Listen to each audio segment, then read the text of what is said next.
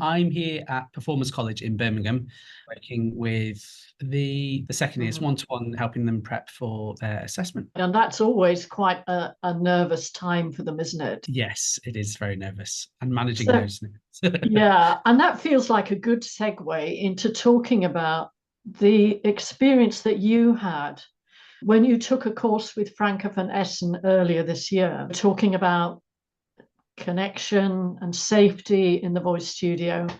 Why did you Yeah. think, because you're one of our registered teachers, why did you think you needed to go on that course? So a lot of my students, I think they fall into kind of three brackets, I would say, being the kind of the nervous student, the student who wouldn't say that singing is their top thing, the student who might say that singing is their top thing, but then there's a level of expectation that they will deliver and nail every single thing that they sing. And then the student who has to manage and deal with auditions on quite a quick time frame. And all of those students find it hard to navigate and manage and work out how to deal with their nerves, not only in the singing studio in a kind of a one-to-one or a group setting, but also then going into an assessment setting or an audition.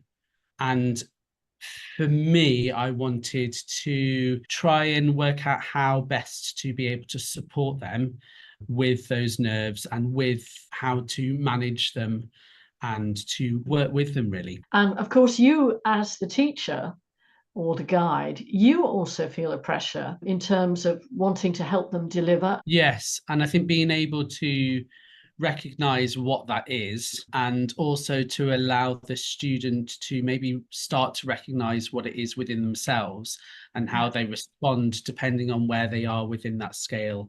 I think Franka used the the green, orange, red Yeah. scale. And do you actually use those with your students now? Do you show it to them, or do you navigate that in a different way in the lesson format? Yes, yeah, we do, and we offer them ways in which that they might describe it. Franka used that as an opportunity for us to do that as well amongst ourselves, and for them to, yeah, just to recognise where they fall within that ladder and how they might be able to manage moving between it. And Franka says something really important, which is it is normal and good to be going between those states. That the aim isn't to never be in the red, it's to recognize that we're in the red and how our body might respond to that, and see if we can then go between the other states, maybe. Or if we're in orange, then can we go into green? I think that's really important because we hear so much, don't we, about dysregulation and regulation. And then you come away with the idea that if you're dysregulated, that's bad.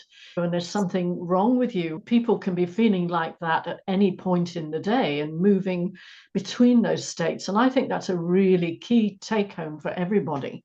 I think there's also, and this is my understanding from chats with Franka as we're prepping the course, is that particularly if you get a little bit into the, let's call it the orange zone, because those are the color codes we're using today, you're in a state of arousal, but that's positive because you could be about to go on stage or do an audition, and the system could be going into that positive state of performance nerves as opposed to performance anxiety.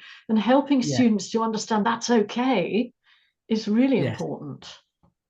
Yes, and I think before Franka's course, I was always aware of that, and I always used to ask the question, what would it be like if those nerves were actually excitement? But what Franka's course did, it enabled me to just expand on that a little bit more. I had limited knowledge that was useful, but being able to dig a little bit deeper within that and offer a framework to my students, the Polyvagal, kind of offer that to my students as a way to navigate and guide and explore through those. And how has it changed your lessons, not only for them, but for you? Yes, it feels for me like I'm in more control over, myself in terms of my own kind of regulation. And I feel like I can offer that control to the students so that when they're in those states, they are able to, like I say, recognize them and manage them if they choose to or not. But it becomes less of a scary thing. So they accept it. They're able to have acceptance of those feelings because you create a space of acceptance. Yes. And they often, I've noticed that I'm able to work through that process a lot quicker than I did. The students are able to play a lot more than they used to because of that. Oh, the curiosity and play thing. Yes. Yeah. Powerful stuff. It is. Brilliant. I am so grateful for you dropping in and giving your time today. I think people will be very interested to hear this. Thank you, Gillyanne. You are so welcome. Thank you. That's all. Cool. Have a wonderful week.